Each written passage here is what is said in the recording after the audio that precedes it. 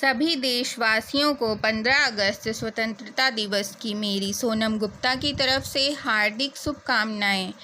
आज हम बात करेंगे स्वतंत्रता दिवस, आज़ादी। इस दिन हमारा देश भारत आज़ाद हुआ था, लेकिन कभी कभी मुझे लगता है कि हम आज भी आज़ाद नहीं हैं।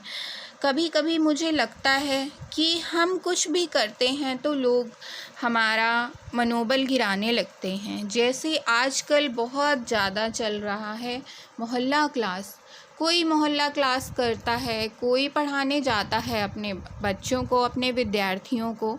जैसे हम अपने घरों के बच्चों को पढ़ाते हैं, वैसे ही एक शिक्षक अगर विद्यालय से बाहर, क्योंकि हमें सरकार विद्यालय के अंदर पढ़ाने के लिए अलाउ नहीं कर रही है, तो अगर हम गांव में पढ़ाने जाते हैं विद्यालय में खाली बैठने से, मुझे तो यही अच्छा लगता है कि विद्यालय में खाली बैठने से कई बेहतर है कि हम बाहर जाकर बच्चों को पढ़ाएं। जिसे नहीं पसंद है उसके साथ कोई ज़बरदस्ती तो नहीं की जा रही है, परंतु अगर हमारे कई शिक्षक साथी मोहल्ला क्लास लेने जाते हैं, इस बहाने भी कुछ तो बच्चों को पढ़ा रहे हैं, तो हमें उनका मनोबल नहीं गिराना चाहिए, हमें उनका प्रोत्साहन करना चाहिए।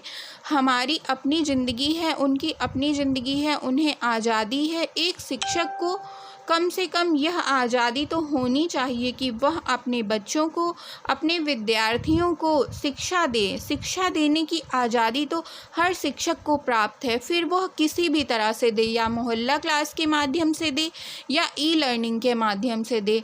हमें किसी का भी मनोबल गिराने का कोई अधिकार नहीं है। अगर हम आज स्वतंत्रता दिवस मना रहे हैं तो हमें कम से कम शिक्षक को यह आज़ादी देनी चाहिए कि वह अपने शिक्षार्थी विद्यार्थी को शिक्षा प्रदान कर सके। वह शिक्षा किसी भी तरह से प्रदान करे जैसे उसे समझ में आए। इसलिए मैं आप सभी से आज़ादी स्वतंत्रता दिवस के अवसर पर यही प्रार्थना करूंगी कि कम से कम एक शिक्षक को, उसे अपने विद्यार्थी को शिक्षा देने की आज़ादी प्रदान करें। मेरी किसी भी बात बुरी लगे तो उसके लिए मैं क्षमा प्रार्थी